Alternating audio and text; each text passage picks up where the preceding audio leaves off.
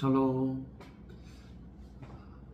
벌써 2월이 다 지나가고 있습니다. 우리 사랑하는 성도 여러분, 마지막 한 달의 시간들을 잘 마무리하시고 우리에게 다가오는 새봄, 이제 3월이 시작되게 되는데, 우리의 신앙도, 우리의 삶도 새롭게 몸이 돋고 또 새싹이 돋으면서 좋은 날들이 있어지기를 주님의 이름으로 축복합니다. 자, 우리 사랑하는 성도들과 함께 오늘도 주상 교제를 펼쳐서 보시면서 큐티 진행하겠습니다. 우리 같이 기도하겠습니다. 하나님 아버지, 오늘 이 귀한 시간에도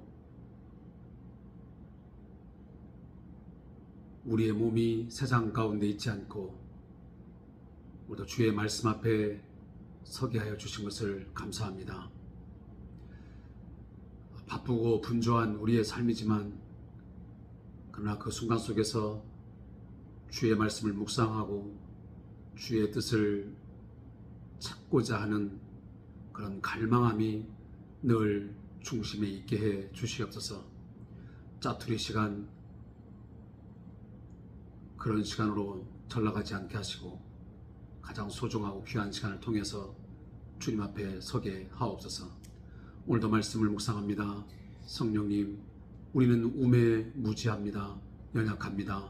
성령께서 우리 가운데 역사하사 말씀의 깊이를 더욱 깨닫게 해주셔서 그 말씀으로 인하여 큰 힘과 용기를 얻게 하시고, 또한 말씀을 통해서 우리의 죄악에 대해서 철저하게 회개하며 새롭게 변화될 수 있는 복된 시간 되게 하옵소서. 예수님의 이름으로 기도하옵나이다. 아멘. 자, 제가 지난번 말씀을 드린 대로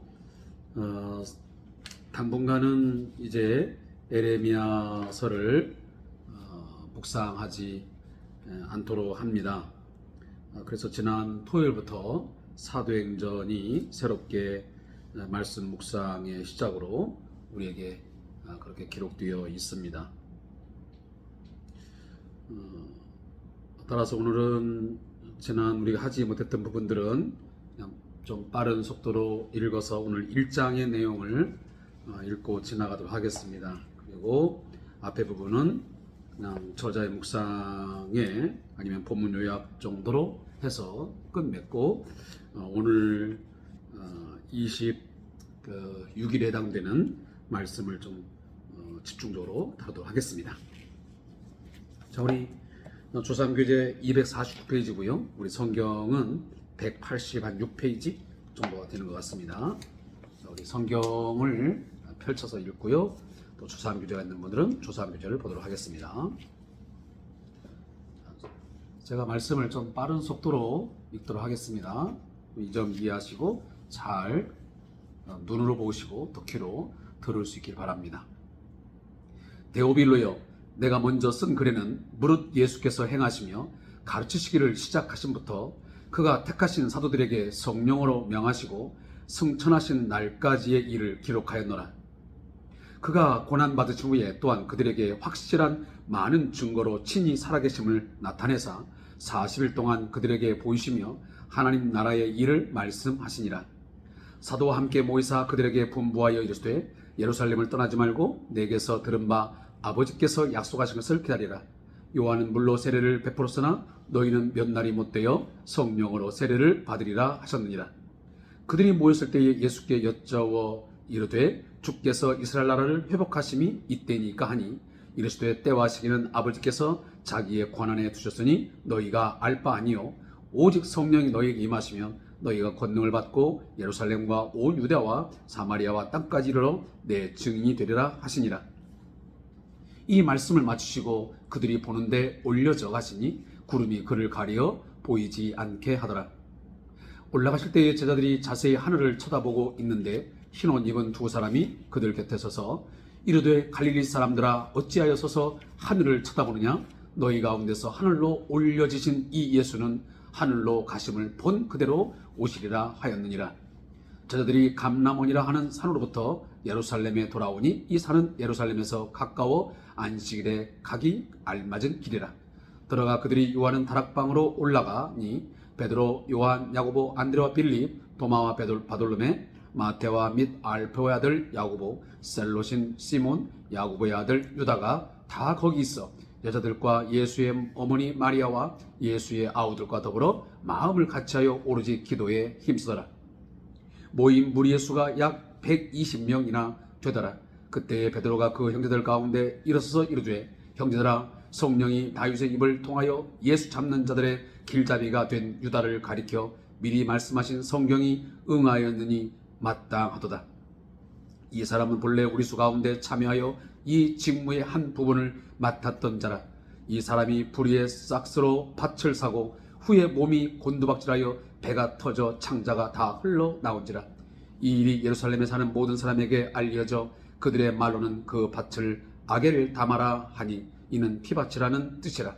시편에 기록되되 그는 그의 거처를 황폐하게 하시며 거기 거하는 자가 없게 하소서 하였고, 또 일러스되 그의 직분을 타인이 취하게 하소서 하였도다. 이러함으로 요한의 세례로부터 우리 가운데서 울려 가신 날까지 주 예수께서 우리 가운데 출입하신 때에 항상 우리와 함께 다니던 사람 중에 하나를 세워 우리와 더불어 예수께서 부활하심을 증언할 사람이 되게 하여야 하리라 하거늘, 그들이 두 사람을 내세우니 하나는 바사바라고도 하고 별명은 유스도로하고 하는 요셉이요 하나는 matti아라. 그들이 기도하여 이르되, 뭇 사람의 마음을 아시는 주여, 이 두 사람 중에 누가 주님께 택하신 바 되어 봉사와 및 사도의 직분을 대신할 자인지를 보이시옵소서.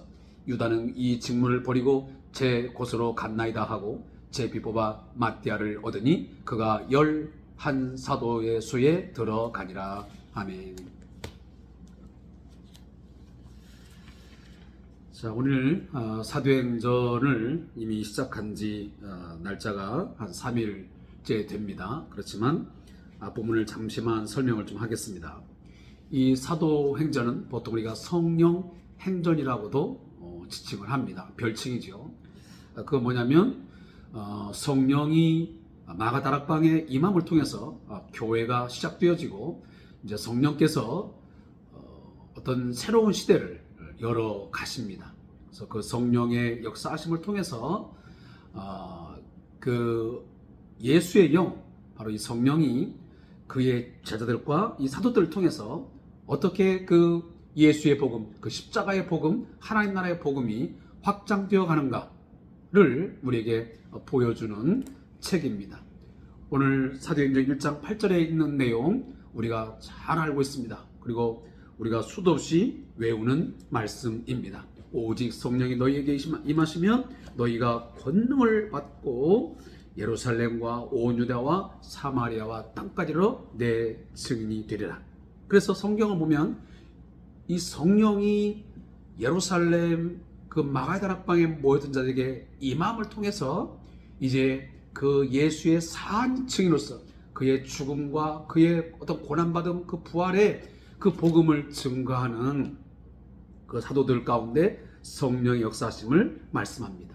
근데 그때마다 누가?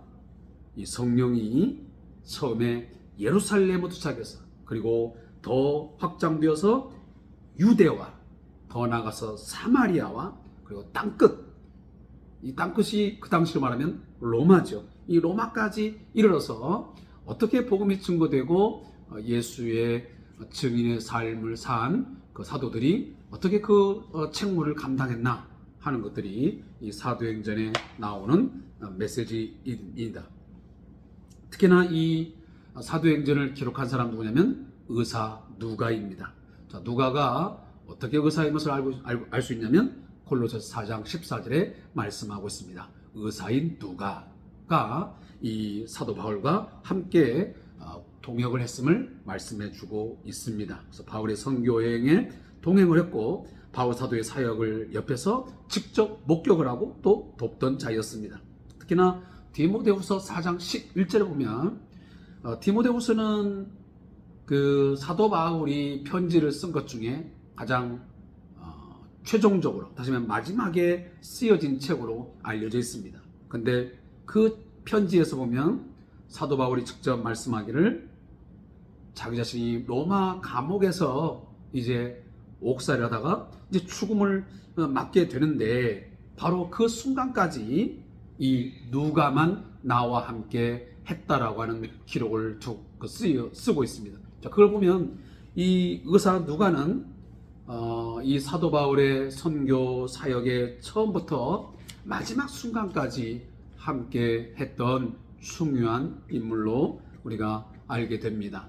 특히나 이 누가는 누가복음도 기록했죠. 그래서 누가는 의사였기 때문에 이런 의학적인 좀 더 어떤 그 분석적으로 좀 더 깊이 있게 어떤 질병의 문제 이런 것들을 할 때 상세하게 설명하는 것을 볼 수 있습니다. 그것은 의사라고 하는 특별한 그런 직업을 가진 자이기 때문에 그런 관점에서 성경을 썼기 때문에 그렇습니다. 그래서 누가복음은 다른 치유 사건에서 볼 수 없는 그런 단어들이 등장을 합니다. 자, 그런 점이 있다는 것 여러분들이 기억해 줬으면 좋겠습니다.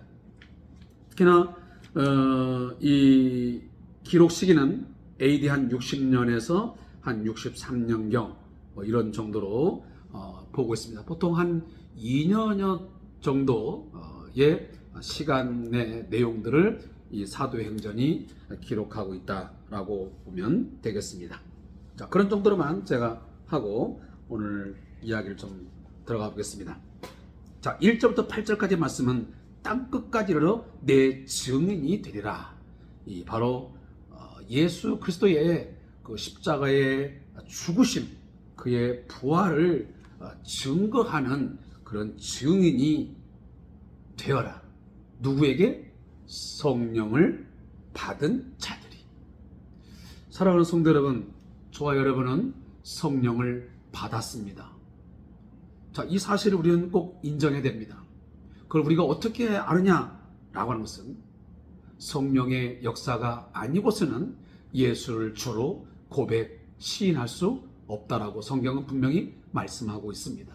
따라서 성령께서 우리 안에 이미 내주하시고 역사하시기 때문에 우리는 변함없이 오늘도 예수를 주라 고백하게 되는 것이고, 하나님을 나의 아버지, 우리 아버지로 우리가 고백하면서 아빠, 아버지를 부르고 있는 것입니다.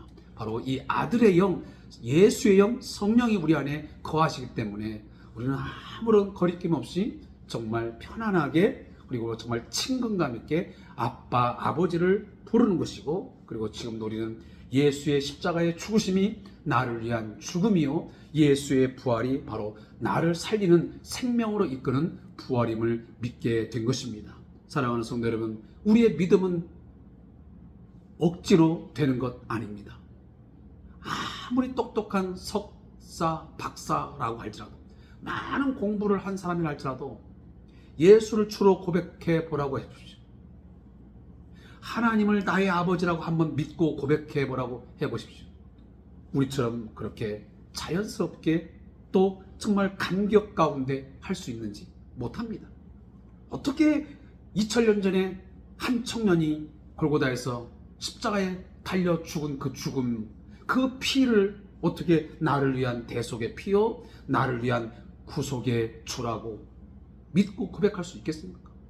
자, 거기에 대해서 우리는 한 점 의심한 적도 없고, 지금도 우리는 기꺼이 그것을 우리가 고백하고 있고, 우리는 그 사실을 믿으면서 우리는 은혜와 그 사랑에 감사하고 구원의 은혜에 감격하여 오늘 이처럼 말씀을 묵상하고 있는 것이고, 우리가 주를 위해서, 주의 복음을 위해서 또 그 말씀을 순종하기 위해서 애쓰고 힘을 쓰고 있는 것입니다. 그렇다면 우리가 성령이 우리 안에 임하였으면 지금도 과거의 이 사도들이, 예수님의 처자들이, 그리고 우리의 많은 선조들이 성령 받아서 가는 곳마다 예수가 우리의 구원의 주이십니다. 예수 외에는 구원의 길, 생명의 길이 없습니다 라고 증거하는 일, 그의 죽으심과 그의 부활을 증거하는 일, 그것은 특정한 사람에게만 주어진 것이 아니고 어떤 목회자에게만 주어진 것이 아닙니다. 어떤 신학도에게만 주어진 것 아닙니다.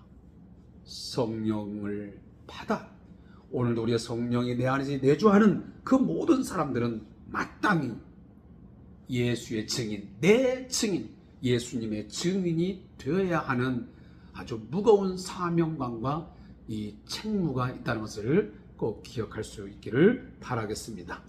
자, 거기까지만 제가 이야기하고 다음을 넘어가겠습니다. 자, 사도행전 1장 9절부터 16절입니다. 자, 거기는 오로지 기도에 힘쓰는 제자들이라고 이 큐티에 나와 있습니다. 자, 이 본문도 이렇게 요약해 보겠습니다. 자, 부활하신 예수님께서는 지상 사역을 마치고 승천하십니다. 모든 제자들이 그리고 많은 성도들이 보는 가운데서 예수님이 승천하게 되었습니다. 천사들은 제자들을 향해서 그가 가신 그대로 다시 오실 것이라고 분명하게 일러주고 있습니다. 제자들은 예루살렘으로 돌아가서 마가의 다락방에 모여 한 마음으로 기도에 힘을 쓰게 됩니다. 베드로가 일어나 유다에게 일어난 일이 성경의 예언대로 이루어졌음을 밝히는 것으로 오늘 본문이 기록되고 있습니다. 자, 예수님께서 부활하신 후에 얼마 동안 지상에 계셨습니까? 40일 동안 지상에 계셨습니다. 자, 그 본문이 어디 나오냐면 바로 3절 말씀에 나옵니다. 내가 친히 살아계심을 나타내사 40일 동안 그들에게 보이시며 하나님의 나라의 일을 말씀하시니라. 그러니까 예수님이 부활하신 후에 곧장 승천한 게 아니고 약 40일 동안 이 땅에 계시면서 제자들에게 그 부활의 몸을 보여주셨습니다. 과거의 몸이 아니었습니다. 그는 시간과 공간을 초월하는 부활체였습니다. 우리가 장차 입을 바로 그 영광스러운 몸을 예수님께서 입었습니다. 그 모습은 우리가 제가 보지 않을 때 상상할 수 없지만 아마 과거 변화산상에서 보여졌던 그러한 정말 빛나고 아름다운 영광스러운 그런 주님의 모습이었을 것입니다. 바로 그 모습이 이 예수님의 부활 이후의 부활체의 모습이었습니다. 그러시면서 하나님 나라의 이 일을 말씀하셨습니다. 그리고 나서 약 예수님이 승천하신 후에 그리고 10여일 후에 오순절에 성령이 임하신 것을 우리가 보게 됩니다. 자, 그때에 예수님이 그렇게 승천하는 걸 보면서 많은 사람들이 그것을 희한하게 쳐다보고 있습니다. 그것을 하고 있을 때 천사가 나타나서 뭐라 하냐면 흰 옷 입은 두 사람이 어찌하여 서서 하늘을 쳐다보느냐 너희 가운데서 하늘로 올려주신 이 예수는 하늘로 가심을 본 그대로 오시리라. 사랑하는 성도 여러분, 예수님은 분명 다시 오실 줄로 믿습니다. 그 시간이 언제일 줄은 우리는 알 수가 없습니다. 물론 궁금하죠. 알고 싶죠. 그런 것 때문에 많은 그 이단자들이 또 사이비 종교 지도자들이 현혹합니다. 유혹합니다. 바로 그 다시 오겠다는 예수가 바로 자신이라고, 자기가 재림 예수라고 말하는 그런 엉뚱한 그리고 말도 안 되는 그런 말을 통해서 많은 성도들을 유혹했던 것을 우리는 역사적인 기록을 통해서 보게 됩니다. 지금도 현존하는 많은 재림 예수가 있습니다. 그러나 우리는 그 존재를 절대로 인정하거나 믿을 수 없습니다. 왜? 성경이 말하는 예수님 재림했을 때의 그 광경이, 그런 모습들이 지금 나타나지 않기 때문에 그 누가 와서 지금 그런 이야기를 한다 해도 우리는 결코 거기에 속아서도 되지도 않고 믿어서도 아니 됩니다. 예수님의 부활이 있게 되면, 그 예수님의 재림이 있게 되면 성경에서 우리가 아는 것처럼 많은 변화가 있을 것이고, 그것은 단순히 어느 장소에 제한된 게 아니고 그것은 우주적인 어떤 사건으로 모든 믿는 자들이 함께 보게 되는 그런 상황으로 우리에게 전개될 것입니다. 그러니 어떤 지역적으로 한 어느 공간 속에 있다는 그런 재림 예수, 그건 우리가 인정해서는 아니 되는 것입니다. 자, 오늘 보면 예수님께서 예루살렘을 떠나지 말고 너희들은 거기서 아버지께서 약속하신 것을 기다리라. 이게 바로 누가복음에 보면 메시지가 예수님을 통해서 나옵니다. 자, 이 말씀을 들은 성도들, 예수님의 말씀대로 그들이 한 곳에 모였습니다. 그게 바로 우리가 아는 마가 다락방입니다. 거기 모인 수가 약 120명쯤 되었다라고 성경이 15절에 말씀을 합니다. 그래서 거기서 이제 성령께서 이제 임하게 되는 그 일들이 바로 이제 뒷부분에 나타나게 되는 거죠. 자, 이걸 보면 사랑하는 성도 여러분, 하나님의 일하심은, 주님의 일하심의 드러냄은 기도하는 자에게, 기도하는 곳에 있어짐을 믿으셔야 됩니다. 예수님께서도 반드시 어떤 사역을 하실 때마다 한적한 곳에, 때로는 새벽 미명에 기도하시고 나서 당신의 사역을 시작하셨습니다. 따라서 기도가 없는 주님의 일하심, 기도가 없는 하나님의 역사, 우리가 기대할 수 없습니다. 그래서 우리들은 어떤 일을 시작하고 또 어떤 고민거리, 또 어떤 염려, 이럴 때마다 우리는 기도의 무릎을 반드시 꿇어야만 됩니다. 기도가 없는 것에서 막연하게 하나님께서 뭔가 일하시겠지 라고 생각하는 것은 그건 성경적으로 맞지 않습니다.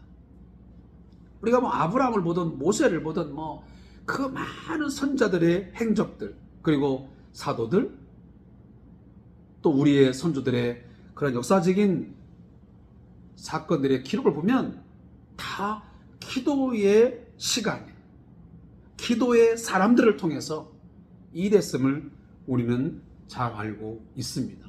자, 그럼에도 불구하고 우리는 잘 기도의 무릎을 꿇지 않는 그러한 어리석음을 때로는 범할 때가 있습니다. 사랑하는 성도 여러분, 하나님의 일하심, 주님의 역사를 경험하고 또 그것을 나타낸 것을 보기를 원하십니까? 그렇다면 반드시 기도의 골방을 찾아가 기도할 수 있기를 바랍니다. 저도 요즘에 이제 이런저런 일들을 저희 뭐 가정적으로 또 제 주위에 이런 저런 일을 이제 만나고 있지만, 또 저도 이 자그마한 사업장을 이끌어가고 있지만 그런 부분에서 제가 매우 부족한 부분이 많은 것을 늘 절감합니다. 그 누구라도 기도의 시간들을 많이 가져야 되고 기도의 무릎을 꿇어야 된다라는 사실입니다. 그래서 기도에 무릎이 없는, 무릎으로 기어가는 그런 삶이 없는 가운데서 하나님의 동행하심, 하나님의 일하심, 하나님의 어떤 동역자로서의 일을 한다? 그건 기대할 수 없다는 것입니다. 오늘 말씀을 묵상하는 저도, 또 함께 이 큐티에 참여하신 모든 성도님들, 이거 하나 꼭 기억하시기 바랍니다. 기도 없이는 하나님의 일하심 없다. 기대해서도 안 된다 라는 것을 꼭 기억하시고, 그래, 내가 하나님의 일하심을 경험하고 그 하나님의 권능과 능력을 내가 정말 체험하면서 뭔가 능력 있게 일하려면, 그것이 물론 기도의 어떤 양도 중요하겠지만 정말 진실한 기도, 기도의 무릎이 있어야만, 내가 골방 기도가 있을 때만이 내가 하나님의 뜻을 잘 깨닫고 그 하나님의 일하심에 동참할 수 있다는 사실을 여러분 기억해 주셨으면 좋겠습니다. 자, 그 부분 하고요. 오늘 이제 마지막으로 우리 마띠아의 선출입니다. 자, 사도행전 17장 1장 17절부터 26절에 보면 마띠아의 선출입니다. 이 부분은 이제 가룟 유다가 성경에 약속한 대로 오늘 본문도 기록하고 있지만 시편 69편 25절, 또 시편 109편 8절, 이 시편에 예언된 말씀들이 응하기 위해서 결국은 이 가룟신 유다가 예수님을 은 30에 팔고 그가 자결을 하게 되죠. 심지어 오늘 본문에서 뭐라고 하냐면 배가 터져 창자가 다 흘러나다. 정말 생각만 해도 끔찍합니다. 여러분 생각해 보세요. 사람이 스스로 목숨을 끊었는데 몸이 곤두박질 쳐가지고 배가 터져가지고 창자가 다 흘러났다? 그것처럼 참혹스럽고 너무도 정말 끔찍한 일이잖아요. 가장 저주스러워, 가장 비극적인 죽음을 맞이한 사람이 바로 이 가룟인 유다입니다. 가룟유다죠. 그 불의의 싹 받고 예수님을 판 죄가 이런 엄청난 그런 대가를 지불해야만 됐습니다. 제가 지난 에레미야서를 묵상하며 그랬지만 바로 이런 거예요. 죄의 대가가 그렇게 우리가 소홀히 경히 여길 만큼 하찮은 것이 아니라는 것입니다. 우리가 가룟인 이 유다만 불쌍하다, 어떻게 저랬을까라고 우리가 손가락질하고 정죄할 것이 아니고, 이 부분들은 바로 우리 연약한 인간 그 누구에게나 있을 수도 있는, 똑같은 것은 아니지만 그러한 불의의 싹 범죄함으로 말미암아 그 대가를 지불해야만 되는 그러한 일들이, 또 그러한 사건이 일어날 수 있다, 이런 어떤 개연성을 늘 갖고 살아야 됩니다. 그래야만 우리가 두렵고 떨리는 마음으로 하나님을 섬기게 되지, 그렇지 않으면 우리는 너무도 쉽게 범죄하고 쉽게 죄를 그냥 저지르고 또 몇 마디 하고 지나가 버리고 하는 이런 반복적인 죄를 지을 수밖에 없다는 것입니다. 죄에 대한 두려움, 그 대가가 얼마나 무서운가에 대한 이런 마음을 가지고 살아야지요. 그리고 결국 또 하나, 이제 마지막으로는 이 가룟유다가 이렇게 이제 제하해짐으로 모든 일들이 멈출 것 같고 실패로 돌아갈 것 같지만, 그러나 하나님은 누구를 준비하시는, 바로 이 맏디아라는 한 사람을 하나님께서 정하시고 그 11사도의 수에 들어가게 합니다. 그래서 12를 다시 만드는 것이죠. 자, 근데 사실은 이 맏디아는 그 이후에 성경에 보면 기록되지 않고 있습니다. 무슨 일을 했는지 어떻게 했는지. 그러나 분명한 것은 그가 12사도 가운데 새롭게 한 사람으로 그가 속하여 주의 일을 감당했겠죠. 왜? 하나님께서 그를 선택한 사람이기 때문에 그렇습니다. 자, 저는 무슨 이야기를 하시냐면, 하나님은 사람이 실수하고 사람이 어떻게 한다 할지라도 하나님의 일은 멈추거나 실패로 돌아갈 수 없다는 것입니다.